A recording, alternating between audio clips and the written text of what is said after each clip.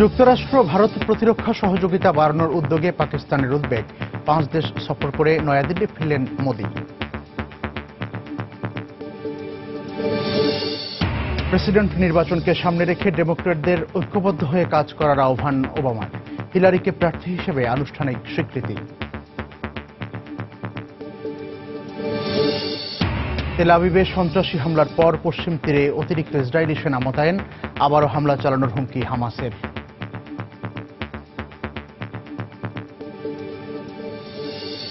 এবং চাপে পড়ে কালো তালিকা থেকে বাদ দেওয়া হয়েছে সৌদি জোটের নাম, দাবি বান কি মুনের, রিয়াদের অস্বীকার।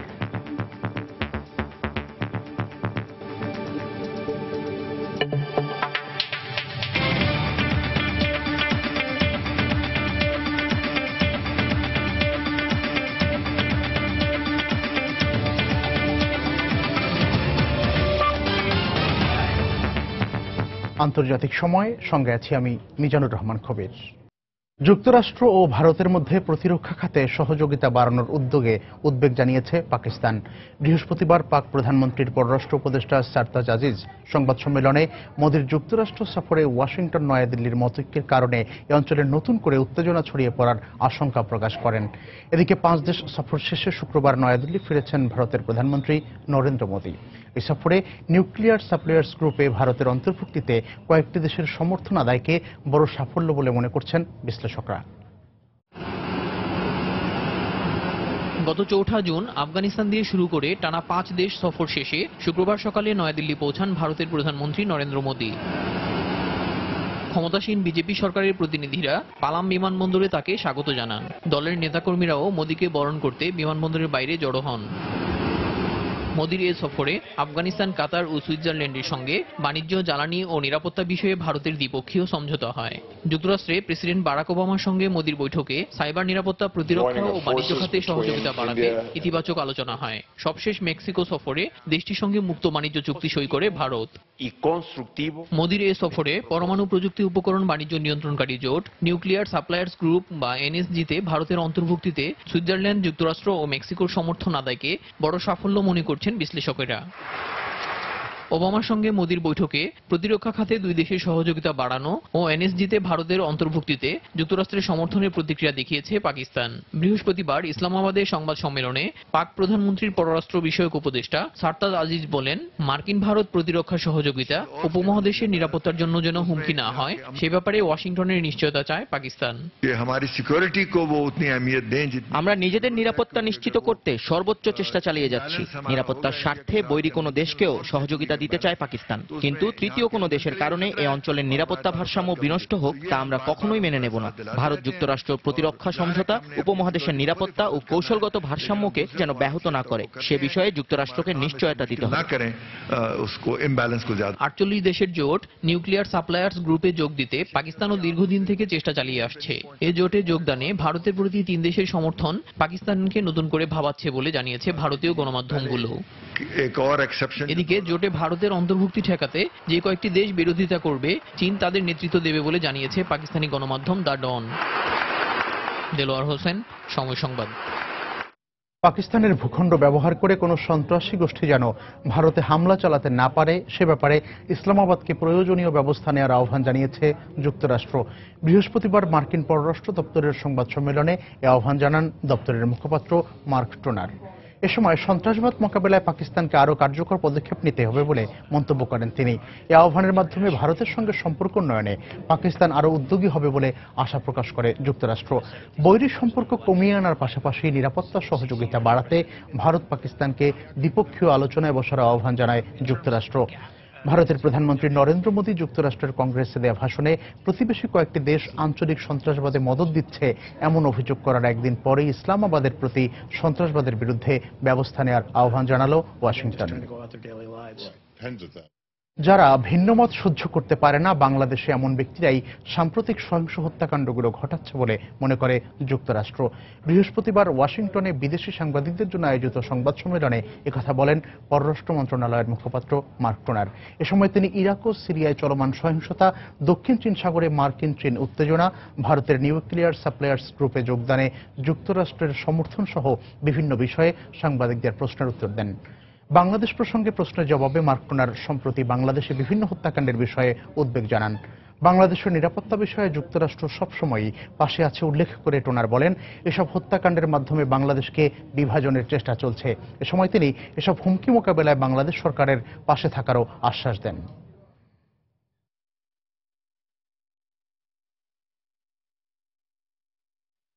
Bangladeshi authorities to bring the perpetrators of these acts.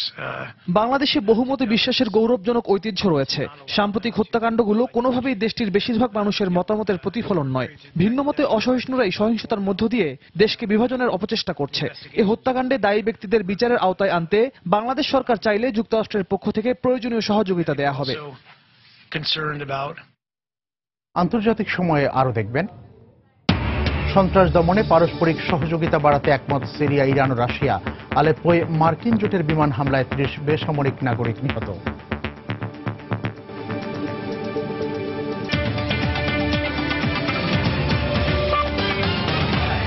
যুক্তরাষ্ট্রের প্রেসিডেন্ট নির্বাচনকে সামনে রেখে ডেমোক্র্যাটদের ঐক্যবদ্ধ হয়ে কাজ করার আহ্বান জানিয়েছেন প্রেসিডেন্ট বারাক ওবামা। নির্বাচনে ডেমোক্র্যাট প্রার্থী হিসেবে হিলারি ক্লিন্টনকে আনুষ্ঠানিক সমর্থন দেওয়ার পর সংবাদ মাধ্যম এনবিসিকে দেয়া এক সাক্ষাৎকারে প্রেসিডেন্ট ওবামা এই আহ্বান জানান। তার আগে বার্নি স্যান্ডার্স হোয়াইট হাউসে ওবামার সঙ্গে বৈঠকে ট্রাম্পকে প্রতিহত করতে হিলারির পাশে থাকার ঘোষণা দেন। এদিকে হিলারির প্রতি ওবামার এই সমর্থন আরও 4 বছর ক্ষমতায় থাকার অজুহাত বলে মন্তব্য করেছেন সম্ভাব্য রিপাবলিকান প্রার্থী ডোনাল্ড ট্রাম্প। ম্যাসাচুসেটস অঙ্গরাজ্যের সিনেটর এলিজাবেথ ওয়ারেনও হিলারির প্রতি তার সমর্থন জানিয়েছেন।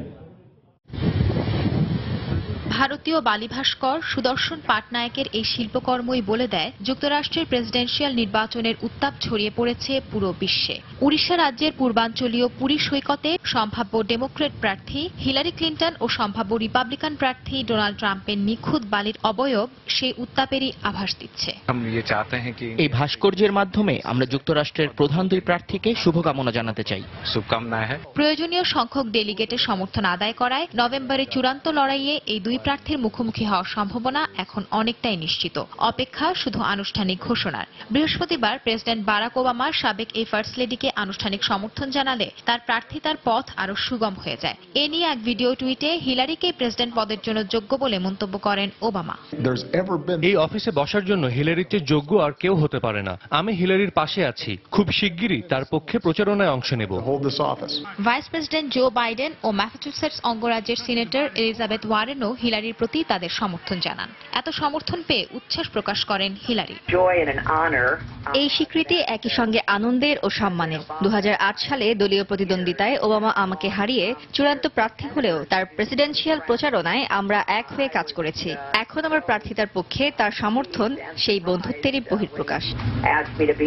এ ঘোষণার আগে হোয়াইট হাউসে বার্নি স্যান্ডার্সের সঙ্গে ওবামা ঘণ্টাব্যাপী বৈঠক করেন। ডেমোক্র্যাট পার্টির প্রচারণায় নিরপেক্ষ ভূমিকা রাখায় ওবামা ও জো বাইডেনের প্রতি কৃতজ্ঞতা প্রকাশ করেন স্যান্ডার্স। জুলাইয়ের দলীয় সম্মেলনের আগে প্রতিটি প্রাইমারিতে সমর্থন আদায়ের চেষ্টা করলেও ট্রাম্পকে ঠেকানোই তার মূল লক্ষ্য বলে জানান এই বর্ষিয়ান নেতা। নিজ দলকে পুনরায় ক্ষমতায় আনতে হিলারির সঙ্গে সমন্বয়ের ভিত্তিতে কাজ করার কথাও জানান তিনি।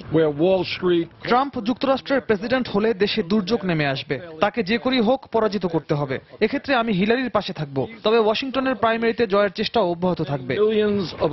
এদিকে ওবামার এই স্বীকৃতি সমালোচনা করে সম্ভাব্য রিপাবলিকান প্রার্থী ডোনাল্ড ট্রাম্প বলেছেন, হিলারিকে সমর্থন দিয়ে ওবামা নিজেকে আরো 4 বছর ক্ষমতায় রাখতে চায়। এছাড়া স্যান্ডার্সের সমর্থকরা এখন হিলারির পক্ষে না গিয়ে রিপাবলিকানের পাল্লা ভারী করবে বলেও জানান তিনি। সঞ্জনা চৌধুরী, সময় সংবাদ। তেল আবিবে সন্ত্রাসী হামলার পর পশ্চিম তীরে অতিরিক্ত সেনা মোতায়েন করেছে ইসরায়েল।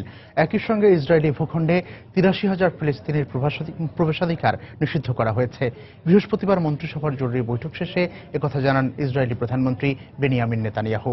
এদিকে গাজা নিয়ন্ত্রণকারী সশস্ত্র গোষ্ঠী হামাস হামলার দায় স্বীকার করার পাশাপাশি একে ফিলিস্তিনিদের বিরুদ্ধে ইসরায়েলি অপঘাতের ফল হিসেবে উল্লেখ করেছে। দুদিন আগে তেল আবিবে সন্ত্রাসী হামলায় নিহত 4 জনের মধ্যে ইরো বেন অ্যারি নামের 42 বছর বয়সী এক ইসরায়েলির অন্ত্যেষ্টিক্রিয়া ইয়াভনে শহরে অনুষ্ঠিত হয়েছে। অন্ত্যেষ্টিক্রিয়ায় অংশ নিয়ে হামলার বিচার দাবি করেন নিহতের স্বজনেরা। তেল আবিবে সন্ত্রাসী হামলার পর আতঙ্ক বিরাজ করছে বেসামরিক ইসরায়েলিদের মধ্যে। শহরের কেউই এখন আর নিরাপদ নয় বলে মনে করেন তারা। কিছু লোক সবসময় এমন জঘন্য কাণ্ড ঘটানোর জন্য চেষ্টা চালাতে থাকে। সবসময় আমাদেরকে নিরাপত্তার কথা মাথায় রেখে চলতে হয়। সব জায়গায় আতঙ্ক বিরাজ করছে।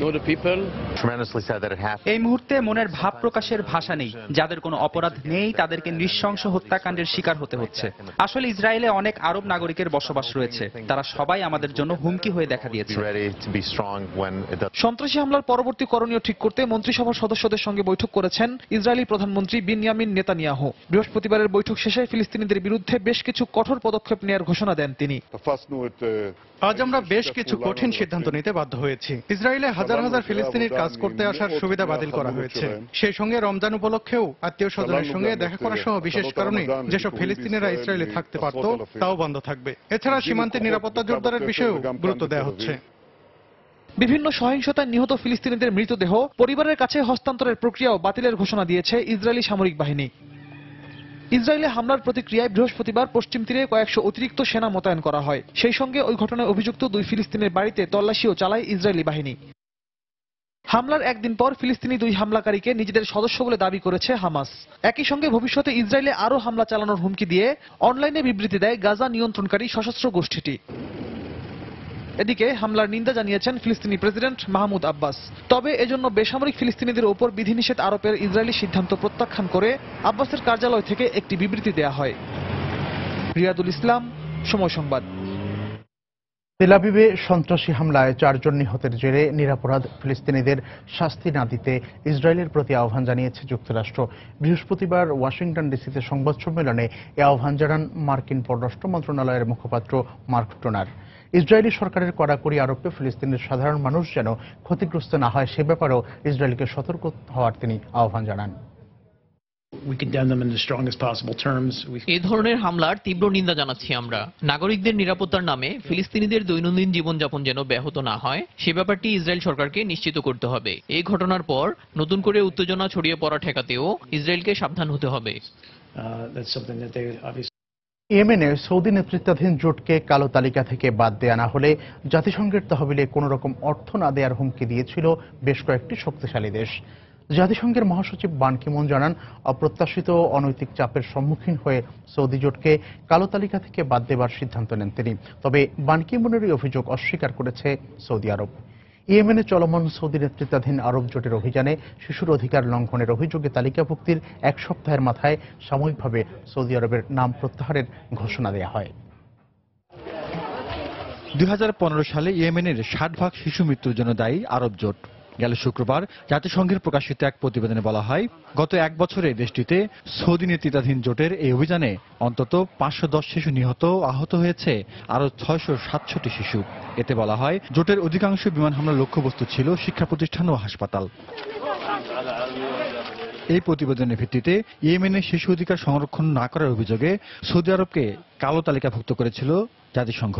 তবে মাত্র 1 সপ্তাহ পর গত সোমবার সৌদি আরবের নাম সাময়িকভাবে প্রত্যাহার করে নেওয়া হয়।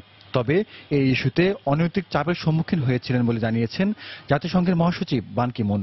তিনি জানান, সৌদি আরবকে কালো তালিকা থেকে বাদ দেওয়া না হলে জাতিসংঘ তহবিলে কোনো রকম অর্থ না দেওয়ার হুমকি দিয়েছিল বেশ কয়েকটি শক্তিশালী দেশ। আমাদের প্রকাশিত প্রতিবেদনে ইয়েমেনের শিশুর প্রতি সহিংসতার এক ভয়াবহ চিত্র ফুটে উঠেছিল। তবুও সৌদি আরবকে কালো তালিকাভুক্তির সিদ্ধান্ত সাময়িকভাবে স্থগিতের তীব্র প্রতিক্রিয়া দেখা দিলেও আমাকে সেই কঠিন কাজটি করতে হয়েছে, যা ছিল আমার জন্য খুবই কষ্টকর। জাতিসংঘের উপর চাপ সৃষ্টির অভিযোগ অস্বীকার করেছে সৌদি আরব। সৌদি আরব ও কয়েকটি দেশের বিরুদ্ধে জাতিসংঘের উপর চাপ সৃষ্টির যে অভিযোগ করা হচ্ছে তা সঠিক নয়। এটা আমাদের সংস্কৃতিও নয়। সৌদি আরবকে কালো তালিকাভুক্তির সিদ্ধান্ত পুনর্বহালের দাবি জানিয়েছে মানবাধিকার সংস্থাগুলো। বিশ্বের 20টি মানবাধিকার সংস্থার পক্ষ থেকে জাতিসংঘ মহাসচিবকে লেখা চিঠিতে এ দাবি জানায় তারা। সন্ত্রাস দমনে পারস্পরিক সহযোগিতা জোরদারে একমত হয়েছে সিরিয়া, ইরান ও রাশিয়া।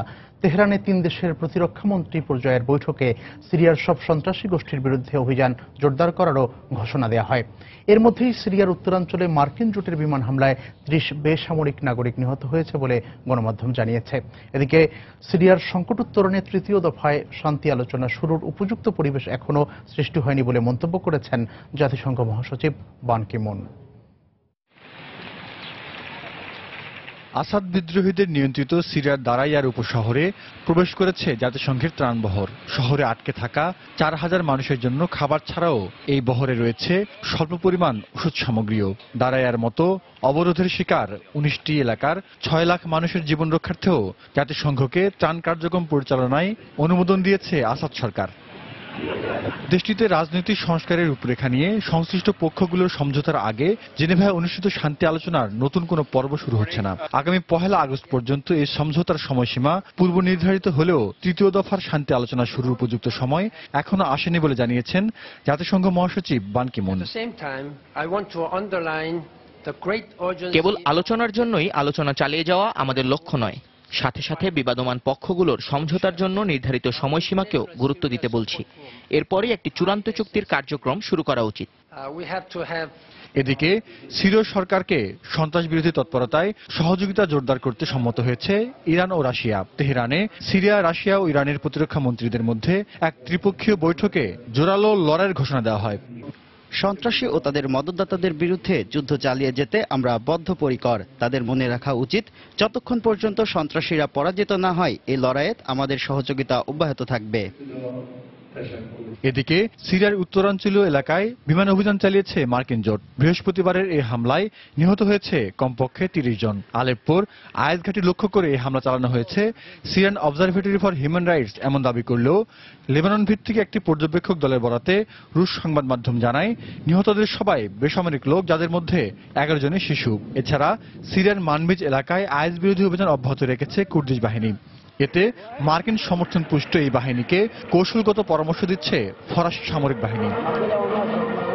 জাহিদুর রহমান, সময় সংবাদ। টানা 5 বছরের গৃহযুদ্ধে বিধ্বস্ত সিরিয়া। গুরুত্বপূর্ণ শহরগুলো একবার বিদ্রোহীরা দখল নিচ্ছে তো মরিয়া হয়ে তা পুনর্দখলে কঠোর অভিযান চালাচ্ছে সরকারি বাহিনী। আর জঙ্গিদের নৃশংস হামলা তো আছেই। ক্ষমতা যার হাতেই থাকুক না কেন, কোনো পরিবর্তন আসছে না সেখানকার সাধারণ মানুষের জীবনে। হোমসের আল ওয়াইর শহরের অবস্থা এরকমই। খাবারের অভাবে দিশেহারা এই শহরের বাসিন্দারা। যুদ্ধ, গুলি বা প্রিয়জনের মৃত্যু কিছুই আর এখন ভাবায় না এদের।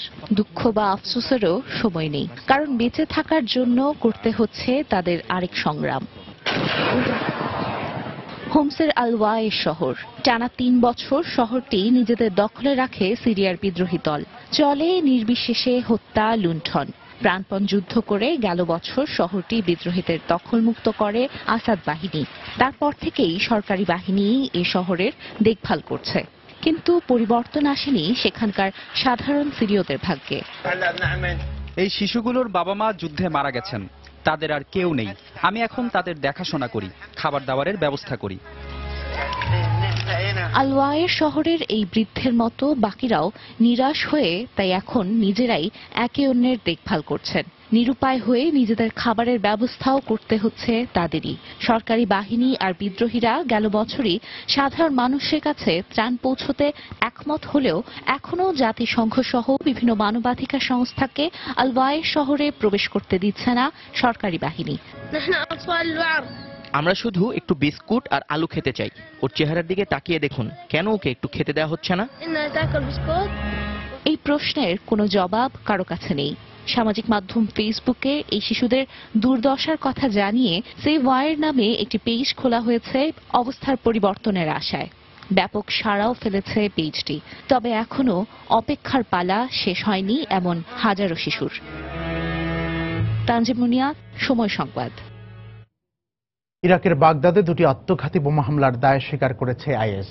বৃহস্পতিবার বাগদাদে আলাদা ওই হামলায় নিহতের সংখ্যা বেড়ে 30 জনে দাঁড়িয়েছে। বাগদাদের শিয়া অধ্যুষিত আল জাদিদাহ এলাকায় চালানো হামলায় এখন পর্যন্ত 19 জনের মৃত্যুর খবর পাওয়া গেছে। এর পরপরই তাইজ এলাকায় সেনাবাহিনীর একটি নিরাপত্তা চৌকিতে হামলায় কয়েকজন সেনাসহ নিহত হয় অন্তত 11 জন। এর মধ্যেই বৃহস্পতিবার মসুলে আসিরীয় সভ্যতার একটি নিদর্শন বোমা মেরে গুঁড়িয়ে দেওয়ার ভিডিও প্রকাশ করে আইএস। ফাল্লুজায় আইএস বিরোধী যৌথ সামরিক অভিযানের মধ্যেই এই ঘটনা ঘটল। এর আগে বুধবার 2 বছরের মধ্যে প্রথমবারের মতো আইএসের শক্ত ঘাঁটি হিসেবে পরিচিত ফাল্লুজার কেন্দ্রে ঢুকে পড়ে ইরাকি বাহিনী। একই দিন ইরাকি প্রধানমন্ত্রী হায়দার আল আবাদি শহরটিতে যুদ্ধরত সেনাদের পরিদর্শনে যান। জঙ্গি গোষ্ঠী আইএসের তৈরি হত্যার এক দীর্ঘ তালিকা প্রকাশ করেছে আইএসপন্থী একটি হ্যাকার গ্রুপ। আইএসের করা এই তালিকায় ৮,০০০-এর বেশি আমেরিকান নাগরিকের পাশাপাশি কানাডিয়ান, অস্ট্রেলিয়ান এবং ইউরোপিয়ান নাগরিকও রয়েছেন বলে জানিয়েছে ব্রিটিশ গণমাধ্যম। আইএসপন্থী ইউনাইটেড সাইবার ক্যালিফেট হ্যাকার দলটি ঠিকানা ও ইমেইল সহ ৮,৩১৮ জনকে হত্যার তালিকা প্রকাশ করে। মুসলিম হত্যার প্রতিশোধ হিসেবে দলটি তাদের সমর্থকদের তালিকাভুক্ত ব্যক্তিদের হত্যার আহ্বান জানিয়েছে। এটা আইএসের সবচেয়ে বড় হত্যার তালিকা। তালিকায় ৭,৮৪৮ জন আমেরিকান, ৩১২ জন কানাডিয়ান, ৩৯ জন ব্রিটিশ ও ৬৯ জন অস্ট্রেলিয়ান নাগরিকের নাম রয়েছে। এছাড়া বেলজিয়াম, ব্রাজিল, চীন, ইতালি ও ফ্রান্স সহ বেশ কয়েকটি দেশের নাগরিকের নামও রয়েছে। তালিকাভুক্তদের বেশিরভাগই সেনাবাহিনী, সরকারি কর্মী ও জনপ্রিয় ব্যক্তিত্ব। আফগানিস্তানে তালেবান জঙ্গি দমনে মার্কিন সেনাবাহিনীকে আরও তৎপর হওয়ার নির্দেশ দিয়েছেন প্রেসিডেন্ট বারাক ওবামা। এক মার্কিন উচ্চপদস্থ সেনা কর্মকর্তার বরাত দিয়ে বার্তা সংস্থা রয়টার্স শুক্রবার এই খবর প্রকাশ করেছে। ওবামার এই আদেশের ফলে আফগানিস্তানে তালেবান জঙ্গি দমনে মার্কিন বিমান হামলা আরও জোরদার হবে বলে জানিয়েছে বার্তা সংস্থাটি। এছাড়া আফগান সেনাবাহিনীকেও আরও সহায়তা দেবে মার্কিন সেনাবাহিনী। তবে আফগানিস্তানে যুদ্ধরত সেনা সদস্যদের সরাসরি অভিযানে অংশগ্রহণের বিষয়ে কোনো আদেশ দেওয়া হয়নি। সম্প্রতি আফগানিস্তানের হেলমান্দ, কান্দাহার, উরুজগান এবং কুন্দুজ প্রদেশে তালেবান বেশ কয়েকটি হামলা চালায়। আন্তর্জাতিক সময় আরো যা দেখবেন। লুইভিলে হাজারো ভক্ত শুভাকাঙ্ক্ষীদের উপস্থিতিতে কিংবদন্তি বক্সার মোহাম্মদ আলীর জানাজা সম্পন্ন। আজ চিরশয্যায় শায়িত হবেন সর্বকালের সেরা অ্যাথলেট।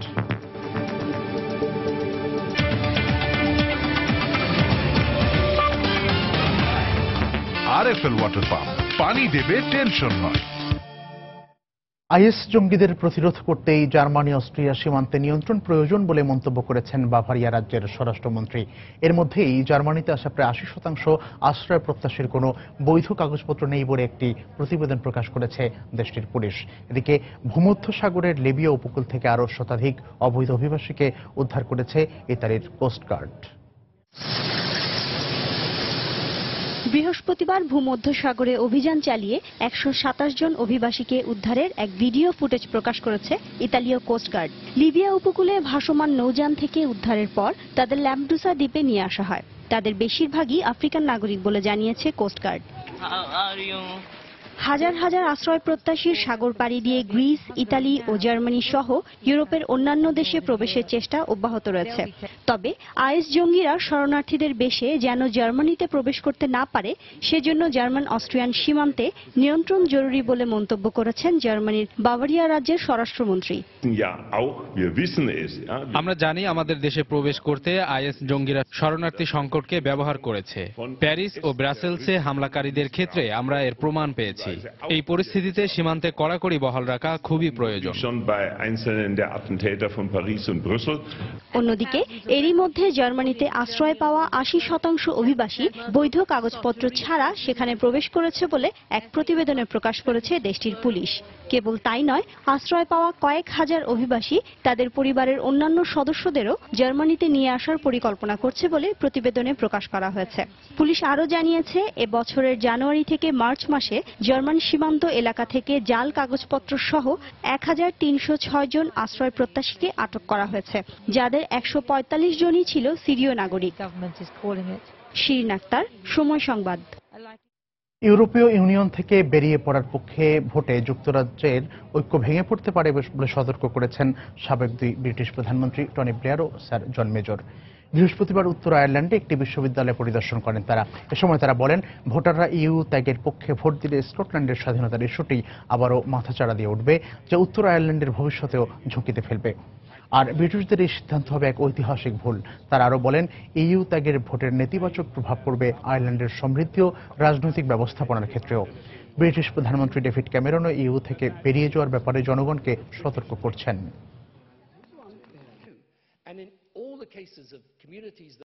ব্রাজিলে সড়ক দুর্ঘটনায় অন্তত 18 জন নিহত হয়েছে। এই ঘটনায় আহত হয়েছে আরও প্রায় 28 জন। সাও পাওলোতে এই দুর্ঘটনা ঘটে বলে বৃহস্পতিবার জানিয়েছে পুলিশ।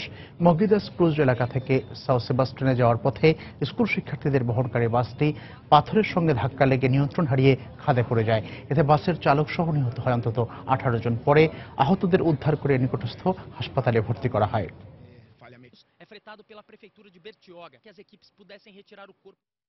2015 সালে ভারতে সড়ক দুর্ঘটনায় গড়ে 400 জনের মৃত্যু হয়েছে উল্লেখ করে 2017 সালের মধ্যে এই দুর্ঘটনার সংখ্যা অর্ধেকে কমিয়ে আনতে সরকার নানা পদক্ষেপ নিতে যাচ্ছে বলে জানিয়েছে দেশটির পরিবহন মন্ত্রী। বৃহস্পতিবার নয়াদিল্লিতে আয়োজিত এক সংবাদ সম্মেলনে তিনি বলেন, গত বছর দেশটিতে 1375 জন সড়ক দুর্ঘটনার শিকার হয়েছে বলে সরকারি জরিপে উঠে এসেছে। এর প্রেক্ষিতে সড়ক দুর্ঘটনার রোধে ঝুঁকিপূর্ণ রাস্তা মেরামতের পাশাপাশি অতিরিক্ত 2 লাখ কিলোমিটার মহাসড়ক নির্মাণের প্রস্তাব করেছে সরকার। এছাড়া বিপজ্জনকভাবে গাড়ি চালানোর জন্য চালকের বিরুদ্ধে আইনি ব্যবস্থা জোরদারের পরিকল্পনার কথাও জানান তিনি। রাশিয়ার মস্কোয় একটি যুদ্ধবিমান বিধ্বস্ত হয়ে বিমানের পাইলটের মৃত্যু হয়েছে। দেশটির প্রতিরক্ষা মন্ত্রণালয় জানায়, বৃহস্পতিবার সামরিক ঘাঁটিতে ফেরার সময় মস্কোর পুশকিনো জেলার মুরানোভা অঞ্চলে সুখোই SU-27 বিমানটি বিধ্বস্ত হয়। বিধ্বস্ত হওয়া এলাকায় কেউ আহত কিংবা কোনো ক্ষয়ক্ষতি হয়নি। কর্তৃপক্ষ আরও জানান, যুদ্ধবিমানটিতে কোনো ধরনের গোলাবারুদ ছিল না। এই ঘটনার পর বিমান বিধ্বস্তের কারণ অনুসন্ধানে তদন্ত শুরু করেছে সংশ্লিষ্ট কর্তৃপক্ষ। 2014 সালে নিখোঁজ মালয়েশিয়ান এয়ারলাইন্সের MH370 ফ্লাইটের বিমানটির সম্ভাব্য আরও কিছু ধ্বংসাবশেষ খুঁজে পাওয়া গেছে। বৃহস্পতিবার মাদাগাস্কারের উত্তর পূর্ব উপকূলে এর সন্ধান পাওয়া যায়। কয়েকদিন আগে মোজাম্বিকের উপকূল থেকে বিমানটির ধ্বংসাবশেষ পাওয়া ব্রেইন গিবসন নামের সন্ধানকারী নতুন করে এসব খুঁজে পাওয়ার কথা জানান। খুঁজে পাওয়া ধ্বংসাবশেষের মধ্যে বিমানটির আসনের ভাঙা অংশ রয়েছে বলে জানিয়েছে গণমাধ্যম। এরই মধ্যে গিবসনের ছবি তদন্তকারীদের কাছে পাঠিয়েছেন। 2014 সালের মার্চে কুয়ালালামপুর থেকে বেইজিং যাওয়ার পথে 239 জন আরোহী নিয়ে নিখোঁজ হয় মালয়েশিয়ান এয়ারলাইন্সের MH370 ফ্লাইটের বিমানটি ভারত মহাসাগরের দক্ষিণাঞ্চলে বিধ্বস্ত হয়েছিল ধারণা করেন তদন্তকারীরা। মালদ্বীপের প্রেসিডেন্ট আব্দুল্লাহ ইয়ামিনকে হত্যাচেষ্টা ও রাষ্ট্রদ্রোহিতার অভিযোগে ভাইস প্রেসিডেন্ট আহমেদ আদিবকে দোষী সাব্যস্ত করে 15 বছরের কারাদণ্ড দিয়েছেন আদালত। হত্যাচেষ্টায় সহযোগিতার জন্য আদিবের 2 সামরিক দেহরক্ষীকেও 10 বছর করে কারাদণ্ড দেওয়া হয়। বৃহস্পতিবার দেশটির অপরাধ আদালত এই রায় দেন। রায়ের বিরুদ্ধে আপিল করার কথা জানিয়েছেন আসামি পক্ষের আইনজীবী। গত বছরের 28 সেপ্টেম্বর প্রেসিডেন্ট সস্টিক সৌদি আরব থেকে হজ শেষে ফিরলে তাদের একটি স্পিডবোটে বিমানবন্দর থেকে রাজধানী মালেতে নিয়ে যাওয়া হয়। গন্তব্যের কাছাকাছি পৌঁছানোর পর অজ্ঞাত কারণে তাদের বোটে বিস্ফোরণ ঘটে। এতে প্রেসিডেন্ট অল্পের জন্য রক্ষা পেলেও আহত হন তার স্ত্রী, এক সহকারী ও এক দেহরক্ষী। এর পেছনে ভাইস প্রেসিডেন্ট আদিব জড়িত উল্লেখ করে প্রেসিডেন্ট বলেছিলেন, আদিব ঘটনার কয়েকদিন আগে থেকেই অর্থ সরঞ্জাম সংগ্রহ করছিলেন। এর আগে আগ্নেয়াস্ত্র রাখায় আদালত আদিবকে সন্ত্রাসবাদের দায়ে 10 বছরের কারাদণ্ড দিয়েছিলেন। ভেনেজুয়েলায় সরকার বিরোধী বিক্ষোভ চলাকালে বিরোধী দলের সমর্থকদের উপর পেপার স্প্রে নিক্ষেপ করেছে পুলিশ। বৃহস্পতিবার সরকার বিরোধী স্লোগানে মুখর হয়ে ওঠে রাজধানী কারাকাস। দেশের প্রেসিডেন্ট নিকোলাস মাদুরোর পদত্যাগ সহ পুনরায় নির্বাচনের দাবিতে রাজপথে নেমে বিক্ষোভ সমাবেশ করে বিরোধী দলের শত শত সমর্থক। এ সময় পুলিশ তাদের বাধা দিলে পুলিশকে লক্ষ্য করে পাথর ছোড়ে বিক্ষোভকারীরা। পরিস্থিতি নিয়ন্ত্রণে বিক্ষোভকারীদের উপর পেপার স্প্রে নিক্ষেপ করে পুলিশ। দেশটিতে অর্থনৈতিক সংকট দেখা দেয় খাবার, প্রয়োজনীয় ওষুধ সহ বিদ্যুৎ ব্যবস্থা বিপর্যস্ত হয়ে পড়েছে। তবে নিজের মেয়াদ পূর্ণ করার আগে পুনরায় নির্বাচন না করার ব্যাপারে অনড় অবস্থানে রয়েছেন প্রেসিডেন্ট মাদুরো। 2015 সালে বিশ্বব্যাপী নবায়নযোগ্য জ্বালানি উৎপাদনে বিনিয়োগ রেকর্ড পরিমাণ বেড়েছে। গেল এক বছরে এ খাতে বিনিয়োগ হয়েছে $28,600 কোটি। গবেষণায় বলা হয়েছে, বায়ু, পানি কিংবা সূর্যের মতো প্রাকৃতিক শক্তির উৎস থেকে বিশ্ব পাওয়ার গ্রিডে যুক্ত হয়েছে 147 গিগাওয়াট বিদ্যুৎ। নবায়নযোগ্য জ্বালানি উৎপাদনের জন্য প্রথমবারের মতো শিল্পোন্নত দেশগুলোর চেয়ে বেশি ব্যয় করেছে উন্নয়নশীল দেশগুলো। বাতাসকে কাজে লাগিয়ে উৎপাদিত হচ্ছে বিদ্যুৎ শক্তি। সবুজ বা বিকল্প শক্তি হিসেবে পরিচিত এই পরিবেশ বান্ধব জ্বালানি উৎপাদনে বায়ুর মতো বেড়েছে প্রকৃতির অফুরন্ত শক্তির আরো 2 উৎস, সূর্য ও জলস্রোতের। জীবাশ্ম জ্বালানি বলতে যা বোঝায় সেই কয়লা, গ্যাস বা খনিজ তেলের ব্যবহারে সৃষ্ট কার্বন নিঃসরণের পরিমাণ কমাতে নবায়নযোগ্য জ্বালানি উৎপাদনের তাগিদ থেকে বেড়েছে বিনিয়োগের পরিমাণও। সম্প্রতি নবায়নযোগ্য জ্বালানি নীতিমালা বিষয়ক সংস্থা REN21 প্রকাশিত রিনিউয়েবল গ্লোবাল স্ট্যাটাস রিপোর্টে বলা হয়েছে, 2015 সালে বিনিয়োগের ঊর্ধ্বমুখী প্রবণতা নতুন চূড়ায় উন্নীত হয়েছে, যার পরিমাণ $28,600 কোটি। নতুন কয়লা খনি বা প্রাকৃতিক গ্যাস ক্ষেত্র চালু করতে গেল বছর যে অর্থ খরচ করা হয় সে তুলনায় দ্বিগুণ বিনিয়োগ হয়েছে নবায়নযোগ্য জ্বালানি খাতে। এই ব্যয়ের দিক থেকে শিল্পোন্নত দেশগুলোর চেয়ে প্রথমবারের মতো এগিয়ে গেছে উন্নয়নশীল দেশগুলো। পরিসংখ্যান বলছে 2015 সালে পাওয়ার গ্রিডে যুক্ত হয়েছে 147 গিগাওয়াট বিদ্যুৎ, যা আফ্রিকা অঞ্চলের সব ধরনের উৎস থেকে উৎপাদিত বিদ্যুতের সমান। এই জ্বালানি উৎপাদনে বিশ্বজুড়ে কাজ করছেন 80 লাখ মানুষ। নবায়নযোগ্য জ্বালানি উৎপাদনে প্রয়োজনীয় যন্ত্রপাতি সহজলভ্য হওয়ায় ও উৎপাদন খরচ কমে যাওয়ায় বিশ্বজুড়ে এর ব্যবহার বেড়েছে। ইউরোপের 70% কলকারখানায় নবায়নযোগ্য জ্বালানি ব্যবহৃত হচ্ছে। আমাদের কার্বন নিঃসরণের মাত্রা কমানোর প্রতিশ্রুতি বাস্তবায়নে এটি একটি গুরুত্বপূর্ণ অগ্রগতি।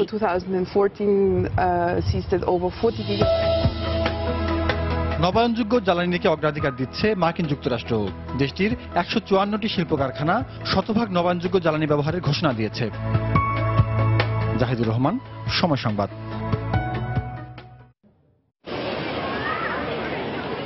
জাপানি ভূগোলবিদদের মতে এ পর্যন্ত মাউন্ট ফুজির আশেপাশে বড় 3টি আগ্নেয়গিরির উদ্গীরণের ঘটনা ঘটেছে।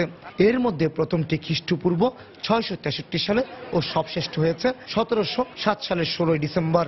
এই উদ্গীরণের ফলে অন্তত 50 বর্গ কিলোমিটারের বেশি এলাকা ধ্বংসস্তূপে পরিণত হয়েছিল।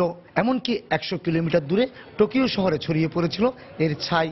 কিন্তু কালক্রমে এই আগ্নেয়গিরি মাউন্ট ফুজি হয়ে উঠেছে এখন জাপানের অন্যতম প্রধান পর্যটন কেন্দ্র। আমি প্রথমবার এখানে এসেছি। আমার অনেক দিনের ইচ্ছে ছিল এই মাউন্ট ফুজি দেখব। এটা খুবই সুন্দর। আমি এর চূড়ায় উঠতে চাই, এর জন্যই আমি এখানে এসেছি। জাপানের ট্যুরিস্ট গাইড প্রতিষ্ঠানগুলোর হিসেব অনুযায়ী প্রতি বছর অন্তত 5 লাখ দেশি বিদেশি পর্যটক আসে আগ্নেয়গিরি মাউন্ট ফুজি দেখার জন্য। আর একই সময় 30,000 পর্বতারোহী মাউন্ট ফুজি জয় করে। জাপানের যে কোনো স্থান থেকে মাউন্ট ফুজি দেখতে অতিক্রম করতে হবে অন্তত ছোট বড় 50টি টানেল। 3776 মিটার উচ্চতার এই মাউন্ট ফুজি দেখার জন্য সাধারণ পর্যটকদের গাড়িতে করে 2305 মিটার পর্যন্ত আসতে দেওয়া হয়। বাকি পথ পার দিতে গেলে পূর্ব অনুমতি নিয়ে পাহাড় বেয়ে যেতে হবে। আমি অনেক দেশ ঘুরেছি, আর জাপানে আসবো কিন্তু মাউন্ট ফুজি দেখবো না, তা হতেই পারে না। এটা অসাধারণ। ঠান্ডা হলেও বরফের শুভ্রতা আমাকে মুগ্ধ করেছে। আমিও অন্যদের মতো এর চূড়ায় উঠতে চাই। বন্ধুদের নিয়ে বিশ্ববিদ্যালয় থেকে এসেছি মাউন্ট ফুজি দেখতে। এটা খুবই বিখ্যাত। মাউন্ট ফুজিকে স্থানীয়ভাবে 3 নামে অভিহিত করা হয়। এর মধ্যে মাউন্ট ফুজি নামটি সবচেয়ে বেশি জনপ্রিয়, যার অর্থ ইউনিক বা অদ্বিতীয়। 2013 সালে ইউনেস্কো মাউন্ট ফুজিকে বিশ্ব ঐতিহ্য হিসেবে ঘোষণা করে। প্রায় 300 বছর আগে উদ্গীরণ ঘটেছিল এই ভয়ঙ্কর আগ্নেয়গিরি মাউন্ট ফুজির। ধ্বংসস্তূপে পরিণত হয়েছিল বিস্তীর্ণ জনপদ। 300 বছর পেরিয়ে গেল, এখনো তার স্মৃতিচিহ্ন রয়ে গেছে। আবার যে কোনো মুহূর্তে উদ্গীরণ ঘটতে পারে এই আগ্নেয়গিরির। তারপরে এখানকার সৌন্দর্য দেখার জন্য বিশ্বব্যাপী হাজারো পর্যটক ছুটে আসছে এই মাউন্ট ফুজিতে, অবলোকন করছে এখানকার সৌন্দর্য। জাপানের মাউন্ট ফুজি থেকে কমল দে, সময় সংবাদ। বিশ্বের নানা প্রান্ত থেকে আসা হাজারো ভক্ত সমর্থক, আত্মীয় স্বজন ও শুভাকাঙ্ক্ষীদের উপস্থিতিতে যুক্তরাষ্ট্রের লুইভিলের ফ্রিডম হলে অনুষ্ঠিত হয়েছে কিংবদন্তি হেভিওয়েট বক্সার মোহাম্মদ আলীর জানাজা। প্রায় 14,000 মানুষের উপস্থিতিতে এই জানাজায় মুসলিম কমিউনিটি ছাড়া ছিল অন্যান্য ধর্মাবলম্বীরাও, যা আমেরিকার ইতিহাসে বিরল একটি দৃষ্টান্ত হয়ে থাকবে বলে মনে করেন আগত অতিথিরা। আর এটি মোহাম্মদ আলীর প্রতি মানুষের তীব্র ভালোবাসার জন্যই সম্ভব হয়েছে। Peace, blessings, welcome. কিংবদন্তি বক্সার মোহাম্মদ আলীর জানাজায় এভাবেই তার আত্মার শান্তি কামনা করার পাশাপাশি অংশ নেয়া হাজারো মানুষের শান্তি সমৃদ্ধি কামনা করে স্বাগত জানান নামাজের ইমাম জাহিদ শাকির। এর আগে সকাল থেকেই আমেরিকা সহ বিশ্বের বিভিন্ন প্রান্তের আলোচিত ব্যক্তি সহ প্রায় 14,000 মানুষ জানাজা নামাজের জন্য জড়ো হতে থাকেন লুইভিলের ফ্রিডম হলে। আগত অতিথিদের মধ্যে শুধু মুসলিম কমিউনিটি নয়, মোহাম্মদ আলীর ইচ্ছা অনুযায়ী অন্যান্য ধর্মের অতিথিরাও উপস্থিত ছিলেন, যাদের কণ্ঠে ছিল আলীর বন্দনা ও তার আত্মার জন্য শান্তি কামনা। আমি বড় হয়েছি মোহাম্মদ আলীর কথা শুনে শুনে। তিনি ছিলেন আমাদের কমিউনিটির এক কিংবদন্তি চরিত্র। একটি শিশু যখন বেড়ে উঠবে, তার জীবনে দুজন হিরো থাকবে, একজন তার বাবা এবং অন্যজন মোহাম্মদ আলী। একসময় মোহাম্মদ আলীর মরদেহবাহী কফিন ফ্রিডম হলে এসে পৌঁছায়, যেখানে 1961 সালে সাবেক হেভিওয়েট চ্যাম্পিয়ন উইল বেমানফকে হারিয়ে ইতিহাস গড়েছিলেন এই কিংবদন্তি। মোহাম্মদ আলীর জানাজায় ইমামতি করেন ইসলামিক চিন্তাবিদ জাহিদ শাকির। জানাজায় অন্যান্যদের মধ্যে উপস্থিত ছিলেন তুরস্কের প্রেসিডেন্ট রিসেপ তাইয়েপ এরদোয়ানও। জানাজার নামাজ শেষে নিজের অনুভূতির কথা জানান আলীর সতীর্থ ডন কিং। আমি আলীর মতো একজন ব্যক্তির জীবনের অংশ ছিলাম বলে নিজেকে সৌভাগ্যবান মনে করছি। তার ব্যক্তিত্ব আমাদের সব সময় সঠিক কাজটি করতে শিখিয়েছে। এদিকে কেএফসি ইয়াম সেন্টারে সাবেক এই হেভিওয়েট চ্যাম্পিয়নকে শেষ বিদায় দিতে বিশ্বের নানা প্রান্ত থেকে বিশিষ্ট ব্যক্তিবর্গ সহ প্রায় 18,000 মানুষ উপস্থিত থাকতে পারে বলে জানিয়েছেন তার স্বজনরা, যেখানে তাকে শেষ শ্রদ্ধা জানাতে আসবেন সাবেক মার্কিন প্রেসিডেন্ট বিল ক্লিন্টন, তুর্কি প্রেসিডেন্ট রিসেপ তাইয়েপ এরদোয়ান ও কৌতুক অভিনেতা বিল কসবি সহ আরো অনেকে। কিংবদন্তির বিদায়ের আগে সব ধর্মবর্ণের এমন মহাসম্মেলনের বিষয়টি সবার জন্য একটি দৃষ্টান্ত হয়ে থাকবে বলে মৃত্যুর আগেই আশা প্রকাশ করেছিলেন মোহাম্মদ আলী নিজেই। নিয়ামতুল্লাহ বাবু, সময় সংবাদ। এ পর্যায়ে আবারও জানিয়ে দিচ্ছি আন্তর্জাতিক সময়ের শীর্ষ সংবাদগুলো। যুক্তরাষ্ট্র ভারত প্রতিরক্ষা সহযোগিতা বাড়ানোর উদ্যোগে পাকিস্তানের উদ্বেগ। 5 দেশ সফর শেষে নয়াদিল্লি ফিরলেন মোদি। প্রেসিডেন্ট নির্বাচনকে সামনে রেখে ডেমোক্র্যাটদের ঐক্যবদ্ধ হয়ে কাজ করার আহ্বান ওবামার। হিলারিকে প্রার্থী হিসেবে আনুষ্ঠানিক স্বীকৃতি। তেল আবিবে সন্ত্রাসী হামলার পর পশ্চিম তীরে অতিরিক্ত ইসরায়েলি সেনা মোতায়েন। আবারও হামলা চালানোর হুমকি হামাসের।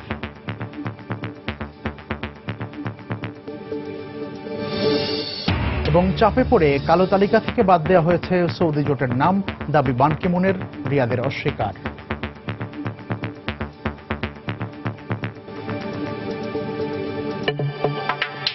এই ছিল আন্তর্জাতিক সময়ে। যে কোনো খবর পেতে ভিজিট করুন সময় নিউজ.tv আর সঙ্গে থাকুন সময়।